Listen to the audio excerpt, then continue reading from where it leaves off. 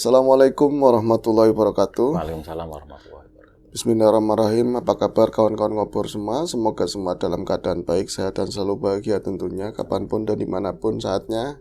Kembali kita jumpa di ngobor. Ada Mas Ogan, ada saya di sini. Kita bakal nge-share cerita-cerita horor seperti biasa.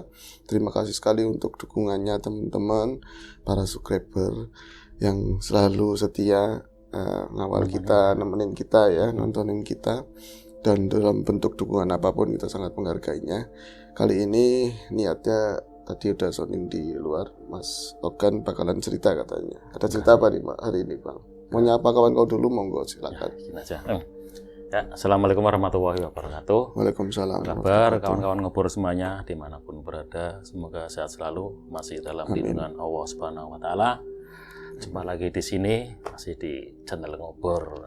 Ada narator kita Mas Ayung yang paling ganteng sejagat raya ya. Ya Mas Ayung. Oh, betul aku piknik. Enggak, sebenarnya gini Mas Ayung, enggak apa sih? Cerita sekelumit aja lah. Mungkin Mas Ayung bisa menambahkan sedikit lah ya Mas Ayung. Ada gimmick-gimmick apalah ya. Kadang kalau aku yang bawain pure, kadang mungkin kurang gimana gitu. Alah, ya ceritanya apa Bang ini Bang? Enggak, ini cerita menceritakan teman Mas Ayung. Iya. Teman si Jaki namanya. Kemarin pas setelah Lebaran. Setelah Lebaran kapan kemarin? Lebaran kemarin. Oh, baru. Iya, ini aku baru ini mau cerita, kadang bingung. Oh iya, baru ingat. Lebaran kemarin dia kan sekarang ada di wilayah Subang sana. Subang daerah Jawa Barat. Ya. Dia itu ada di sekarang lebih mendalami ke ilmu agama. Itu aku ketemu aja bingung Mas. Dulu itu bahkan aku ngomong dia itu nggak capek-capeknya lah dengan padahal sama-sama ndeblek gitu kan istilahnya ya. Tapi dia itu lebih parah Mas Ayu. Bahkan sempat dulu itu dia terjerat sama narkoba. Berbagai apa aja itu kan. Di lembah hitam lah pokoknya. Ya apa aja menurut dia halal lah itu kan. Nah, aku kaget dia ketemu itu dengan fashion yang berbeda. Mulai dari berpakaiannya, terus udah rapi gitu kan, dengan muka yang istilahnya adem gitu loh, sama itu. Kan beda sekali kan. Kalau dulu kan urakan, rambut agak gondrong, acak-acakan ya kan. Tato ya masih ada itu kan. Itu masih ada, cuman kan kalau sekarang kan lebih ketutup pakai baju-baju koko gitu kan. Iya. Kita bingung. Loh, ini si Jaki beneran bukan itu kan. Iya kan, gitu. Masa palsu kan nggak mungkin kan gitu ceritanya. Terus mau cerita itu, aku tanya itu yang bikin kamu berubah kayak gini apa sih? Oh iya. Iya, dulu kan kamu itu apa sih? Kayaknya halal semua lah gitu kan, apa aja dilakukan. Iya, mabuk apa pokoknya kan dia urakan banget gitu kan. Dan dia itu kan memang dari basic orang tuanya ya emang orang yang berada Mas Ayu. Ya, jadi kan lebih muda. Iya, sedang orang berada, terus dia itu kedua orang tuanya itu sibuk. Akhirnya kan terpantau orang tua, kayak akhirnya kan pakai di luar itu kurang beratnya orang tua, akhirnya kan cari kesenangan sendiri, tapi kan dia dalahnya ketemunya kan salah teman ya, mungkin karena si Jakinya sendiri sebenarnya si anaknya itu. Nah singkat cerita gini, si Jaki kok gini ya kan, aku pernah mengalami peristiwa yang akhirnya jadi kayak gini. Membuat dia berubah. Kurun waktu beberapa tahun lah ketemu. Aku ini sebenarnya nyawa yang ketiga katanya. Istilahnya kayak gitu Mas Ayu. Pernah kan suatu ketika dia itu lagi mabuk parah. Dia itu pakai narkoba sejenis apa sih kalau disuntikan? Iya. Dia itu pas pakai kayak gitu, terus dalam keadaan mabok, dia itu mabok parah, iya kan, mabok parah. Dia itu di sana itu ketemu sama katanya sama 2 sosok makhluk gede gitu kan. Pada saat posisi udah terkapar dia udah. Bawa kendaraan jatuh. Enggak, pas posisi mabok. Mabok. Pas posisi mabok gitu kan. Bener-bener parah gitu kan, sampai nggak sadarkan diri sekitar hampir 2 hari lah, nggak bisa ngapa-ngapain gitu kan, sampai dia itu tersadar di rumah sakit. Dan dia itu pas ceritanya ya, pas waktu dalam keadaan setengah koma itu kan, kayak karena mabok entah koma entah apa, itu katanya di sana itu ketemu sama 2 sosok makhluk gede. Dan benar-benar di sana itu dia itu disiksa itu loh. Disiksa. Iya, disiksa. Katanya itu sampai dijewer, benar-benar dijewer sampai ke atas gitu, diangkat dari telinganya, itu dijatuhin lagi, blang gitu. Sampai segitunya, akhirnya sampai dalam keadaan kesakitan itu teriak gitu kan, teriak aja nggak keluar, teriak, aduh sakit gitu. Jadi banyak yang maksudnya itu dalam mimpinya. Iya, hukuman atau apa, misalnya yang parah-parah lagi itu banyak berarti Bang. Banyak. Siksaan-siksaannya. Siksaan-siksaannya itu pernah suatu ketika dia itu pas di alam sana. Perjalanan alam sananya ya. Dia itu lagi tidur. Terus sama makhluk yang 2 itu datang lagi. Ya, tiba-tiba itu yang terus ngelemparin dia itu. Pokoknya siksaan demi siksaan itu, sampai akhirnya dia itu teriak terakhir dengan sadarnya itu kan, setelahnya, aku kalau mati dalam keadaan kayak gini itu kayaknya nggak enak banget. Terus kan dia kan bener-benernya dia kan kecil pernah ngaji. Iya. Dia ingat kata-kata Pak Ustadz kan gitu. Pokoknya orang yang matinya dalam keadaan mabok itu ahli neraka, katanya seperti itu. Akhirnya dia itu dibangunkan dengan suara kayak piring pecah, prang gitu kan. Itu sadar, bangun, tahu-tahu udah di rumah sakit. Di rumah sakit di situ memang bener di sampingnya itu ada piring pecah itu. Piring pecah. Nah itu sadar yang pertama kali. Setelah itu kan kembali ke kehidupan normal biasa itu kan, namanya manusia Mas Ayu. Kan setelah posisinya seperti biasa, segar bugar, lupa lagi. Itu kan niatnya ini pokoknya sehabis ini aku mau tobat ya. Seperti gitu. Memang sulit sih. Iya. Terus itu pas kehidupannya enak kayak gitu kan.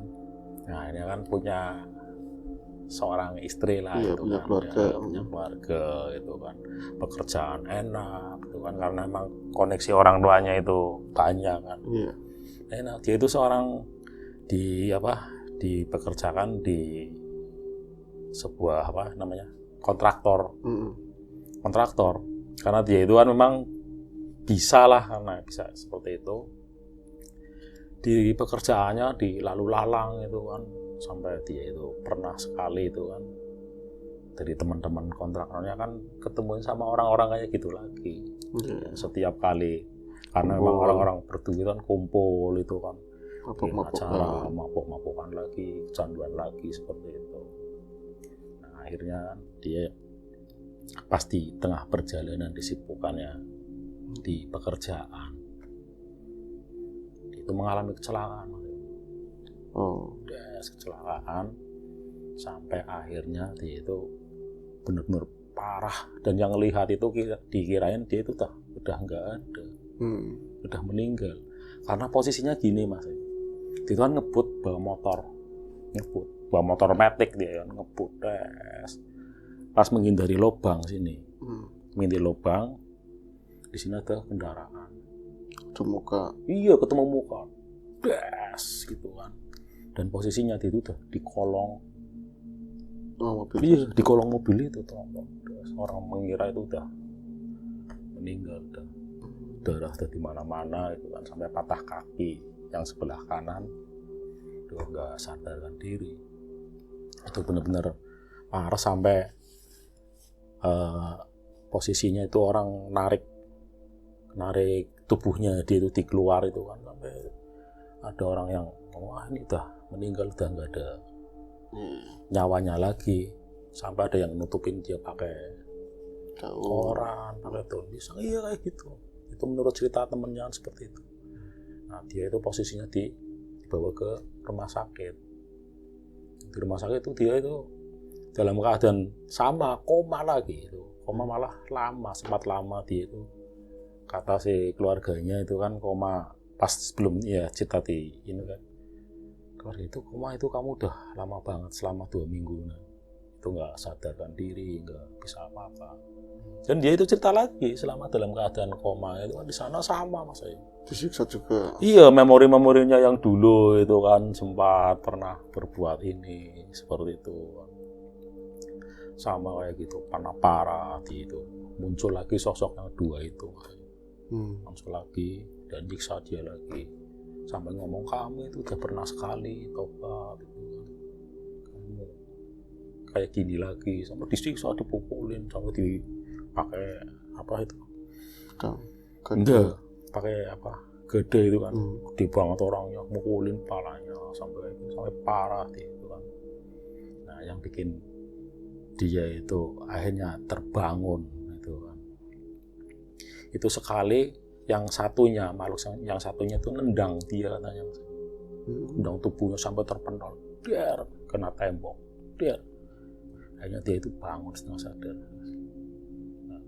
Nah, ini yang bikin kata itu kan apa si Jaki itu kan heran, dia itu terbangun gitu kan, bingung katanya, bingung di rumah sakit, posisinya itu kayak ada orang itu di rumah sakit, itu katanya ada orang itu banyak banget gitu loh, tapi nggak nengok.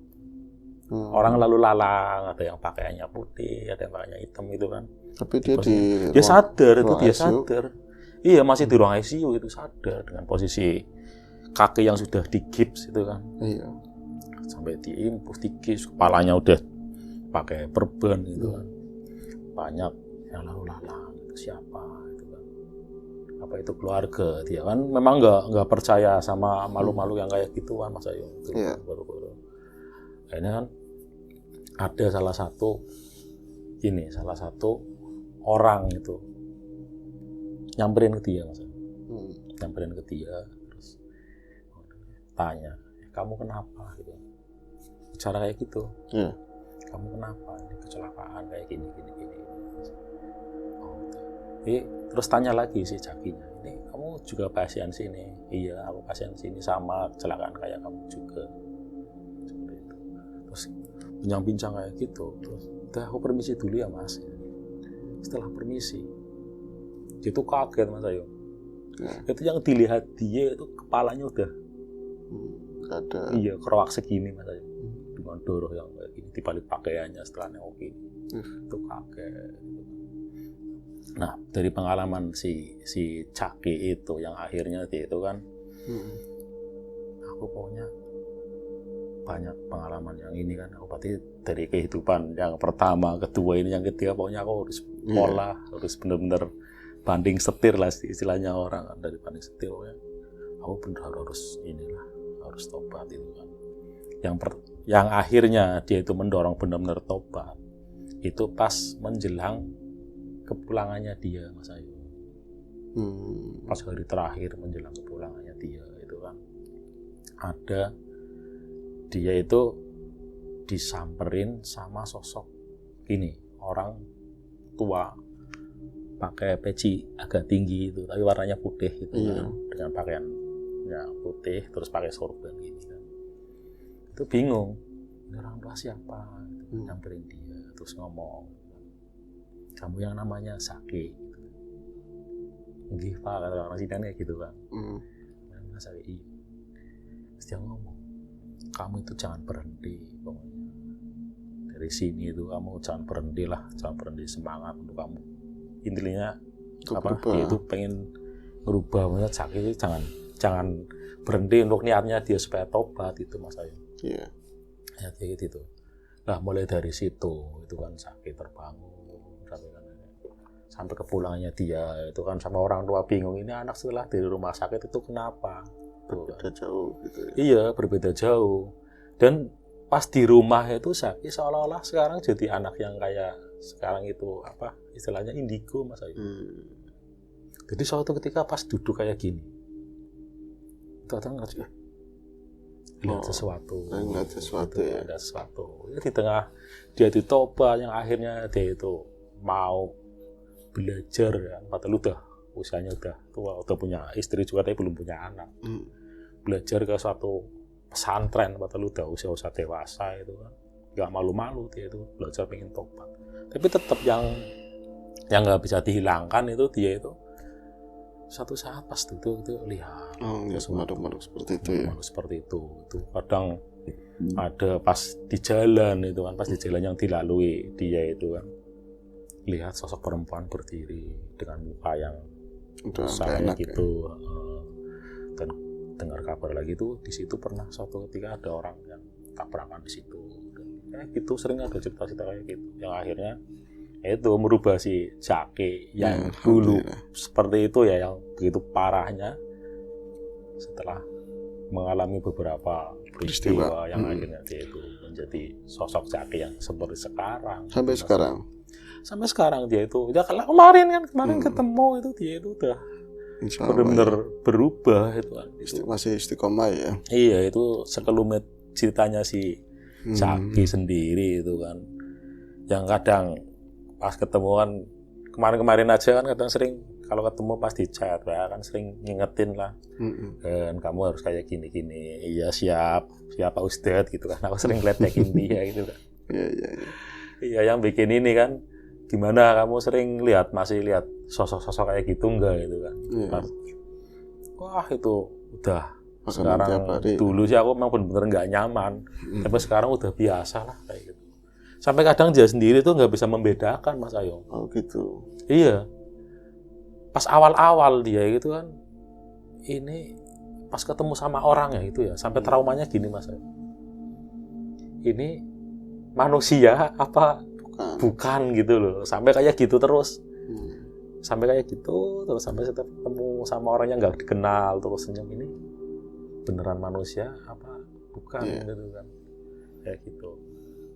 Dan akhirnya dengan sendirinya dia itu tahu bedanya ini yang beneran manusia, ini yang bukan bawaannya itu cerita itu sekelumit itu loh. Dan itu yang akhirnya merubah si Jaki yang dulu jadi Jaki yang sekarang yang dengan passion yang benar-benar sangat berbeda sekali itu Mas. Ya semoga perubahan di dirinya Mas Jaki. Ya mudah-mudahan istiqomah lah. Iya, jangan kayak Ogan gitu, masih kayak gini-gini aja. Ya nanti insya Allah setiap orang juga kan ada merasa kayak gitu. Ada proses dan itu termasuk titik balik kehidupannya Mas Jaki harus melalui proses yang Allah Maha Pengasih nyampe dua kali merasakan. Jadi dia itu merasa ini aku kehidupan yang ketiga ini. Iya, orang kan biasanya ada kehidupan kedua, kesempatan kedua, ini kesempatan ketiga ikutnya. Harusnya ini ya.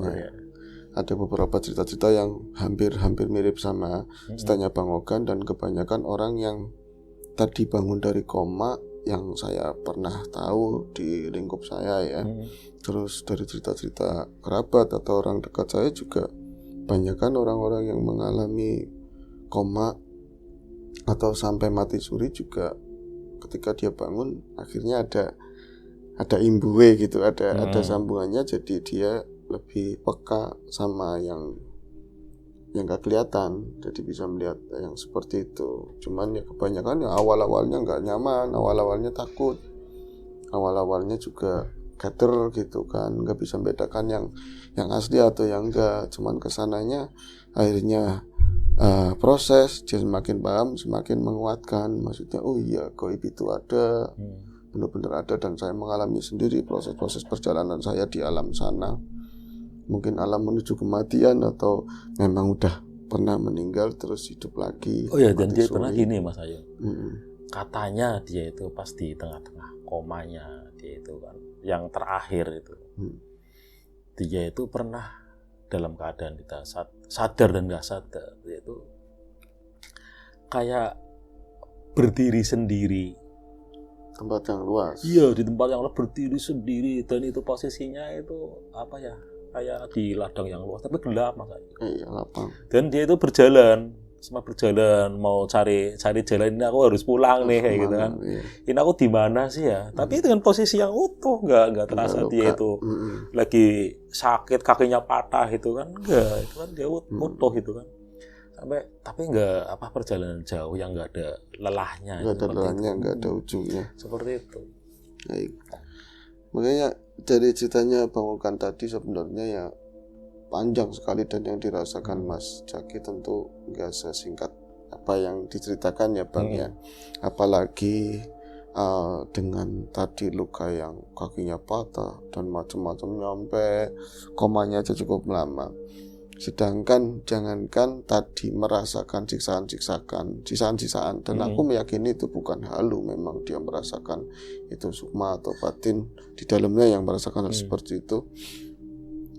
Itu aja sakitnya udah luar biasa, enggak cuman kayak dihajar begitu aja dipukul. Apalagi siksa kubur beneran, apalagi siksa kubur beneran. Yang dohirnya aja saya dengar dari teman, dan mungkin aja teman subscriber yang pernah merasakan, orang yang pernah merasakan bius total Bang. Iya, ketika mau operasi besar itu ya. Operasi besar, kemudian mau bangunnya aja udah luar biasa rasanya.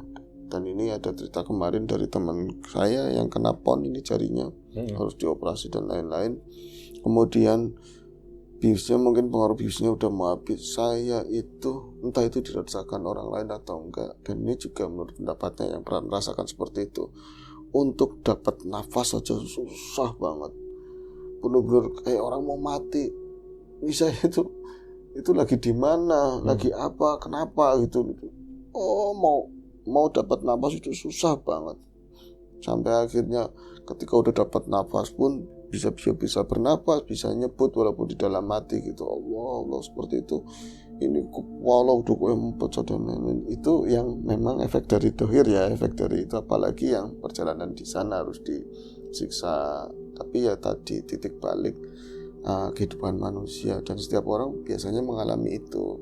Entah peristiwanya juga beda-beda, ada yang kecelakaan, ada yang macam-macam. Makanya orang tua dulu berpesan, sejauh manapun kau berjalan, kemanapun kau akan pergi, anak-anakmu kelak mau kemana aja, tapi basic dasar itu kudu ada. Ya kan, kita ajarkan anak-anak bukan TikTok, bukan Parkoy dan lain-lain. Itu gak usah diajarin, main game itu nanti bisa sendiri ya. Tapi yang namanya tauhid, yang namanya agama dasar, harus bisa ngaji, sembahyang itu kudu. Kita di muslim ya, di umat yang lain juga dengan cara mereka, insya Allah penalarannya seperti itu. Jadi mau lupa, mau dia itu sehitam apapun dia, ketika ada peristiwa, ada titik balik, ada ketemu lelahnya, ini udah gak kaget, memang udah ada basicnya buat kembali kayak gitu kan. Seperti Mas Jaki juga kan dulu pernah diajarin ngaji, diajarin sholat, pulangnya itu gak terlalu keder, udah ada basicnya. Ya ingat juga kan, pas cerita pertama aja masih ingat sama kata-kata ustadznya gitu kan. Seperti itulah. Kalau ditanyain yang ini yang nemuin siapa-siapa, ya itu perjalanan batin seperti itu. Kadang-kadang yang hadir dirinya sendiri dari bentuk yang lain, terus tanah yang lapang kayak gitu. Kalau di level-level tertentu orang juga bisa mengalami hal seperti itu. Perjalanan angel wis cerita ke sana wis ya. Moga-moga bisa merasakan yang seperti itu, tapi bukan masalah perjalanan mau meninggal, tapi dalam keadaan kita waras nyata, tapi bisa alam-alam tersebut bisa ngerasain. Ada cerita yang nyambung kayak ceritanya Mas Okan juga, cerita ini udah lama, tapi orang tersebut juga sama Bang. Jadi dalam kehidupannya sebagai orang yang ya bukan berkelebihan lah, tapi di kampungnya itu ya cukup apa-apa, cukup semuanya lah. Akhirnya bergaul bebas dan lain-lain. Kemudian berdua boncengan sama temannya, tabrakan, parah, adu muka, motor sama motor dalam kondisi sangat kencang ya, adu banteng begitu. Yang lawannya itu meninggal semua, tapi yang dua itu yang boncengan, berarti kakaknya teman ini yang belakang selamat, tapi patah kaki, terus ada beberapa tulang-tulang yang retak. Dia pun akhirnya koma. Dalam koma itu mengalami banyak kejadian, termasuk mengalami tadi ya bertemu dengan banyak sosok yang dia nggak paham sama sekali sebelumnya. Tapi ada penjelasan setelah dia bangun baru, oh ternyata itu yang diceritain sama ustadz saya, alam ini yang diceritain sama itu. Nah terus ketika udah bangun, dia mendapatkan dirinya itu udah di ICU dengan posisi hampir kayak mumi, jadi udah dilipat itu semuanya gitu kan. Udah dilipat dan kaki satunya udah dikip dari posisi bawah pangkal sampai ujung dan dicancang, benar-benar diikat, ditaliin begitu. Gak bisa ngapa-ngapain, itu sakitnya luar biasa. Berikut biusnya mulai habis lah seperti itu. Dan kalau itu semua tak mending, saya itu didatengin sosok. Saya tadinya bukan sosok, ngartinya itu teman saya. Saya kan nggak tahu teman saya yang bawa motor itu mati apa enggak, meninggal atau enggak. Ngertinya dia waras, dia hidup gitu kan. Dan aku, namanya kecelakaan kayak satpet itu kayak nggak kerasa apapun, gitu kan. Itu bonceng posisinya. Bonceng, teman saya hidup. Nah, itu saya ngertinya teman saya hidup. Jadi dia datang. Saya juga nggak bisa mengartikan saat seperti itu di ruang ICU dengan posisi seperti itu, nggak mungkin ada teman yang masuk nemenin kan gitu. Tapi ngertinya ya saya lagi sakit, nggak mikir ke sana-sana, teman saya ada. Tapi kok dia ada posisinya tadinya di samping saya, begitu berdiri, mukanya itu pucat banget, bajunya masih sama kayak baju yang ya kemarin jalan-jalan sama saya lah dalam kondisi mabuk seperti itu. Mukanya pucat, luar biasa pucat, nggak ngomong apapun, cuman berdiri. Dan saya juga nggak bisa mangap karena emang di sini diliput itu tadi korban, mangapnya susah, mau ngeluarin suara aja udah nggak ada daya. Kalau dalam hati, misalnya namanya John atau siapa, John, lu lagi ngapain? Kamu lagi ngapain? Aku kayak gini, Pak, tolongin aku. Kamu selamat, alhamdulillah. Pengen ngomong kayak gitu, tapi nggak bisa keluar. Cuma dalam hati tok. Tapi kok orang masa sih kecelakaan? Nggak ngapa-ngapa gitu loh. Dia kan yang paling parah yang di depan. Dia dari samping, dia kelihatannya juga dari samping kan, mukanya cuma sebelah sini. Kemudian muter ke arah kaki sana. Itu kaki yang lagi benar-benar ya rada mati rasa tapi udah mulai rasa sakit banget itulah, ditarik-tarik bang kakinya, bener-bener tarik-tarik gitu dia rasanya, tapi masih posisi nyangkol seolah-olah begitu saja ikatannya itu lepas dan ditarik-tarik begini. Waduh ngenyong pala kena, tulang saya pulangin itu katanya. Kakinya nggak ada. Apanya? Pas lagi terlihat kakinya nggak ada. Enggak, kakinya ada dalam bentuk utuh, tapi ternyata itu udah meninggal. Jadi iya, maksudnya posisinya masih utuh. Masih utuh. Nampak kayak gitu. Dan itu bingung, kaki saya nggak usah, adanya sakit, ditarik-tarik sama temennya itu. Jangan bercanda, ini sakit banget, ngertinya bercanda. Itu sampai mau berkali-kali ngerasakan saya kayak gitu. Dengan tempo waktu yang nggak begitu lama, nanti ada lagi datangnya ditarik-tarik begitu sampai di akhirnya bisa melafalkan kata-kata lah, bisa ngomong sama yang jenguk dan udah pindah tempat. Saya itu didatengin ini terus, kurang ajar banget dengan terbata-bata. Kaki saya buat mainan. Kalau dia marah sama saya yang bonceng, ya jangan kayak gitu caranya, dibilangin. Orang-orang pada kaget semua. Akhirnya terus terang kalau si John itu meninggal. Udah meninggal dan kenapa kakimu itu putus? Jadi disambung sama tulangnya John. Kayak gitu. Jadi dia itu minta kayak tulang saya balikin kayak gitu. Yang pasti sih bukan dia ya kan. Nah itu mungkin korinya atau apa yang buat menggoda si mas tersebut, teman saya seperti itu bang. Jadi itu ngerasain bener digodot-godot begitu, tulang saya pulangin, balungnya aku bala kena. Dengan serem seperti itu. Dan itu dari hari 1 ke 2 mulai ada perubahan, mukanya mulai kelihatan. Setelah ada dia bisa cerita ke yang jenguk, yang nungguin datang lagi, itu udah modelnya udah bukan kayak John yang biasa, tapi udah benar-benar hancur begitulah. Dan akhirnya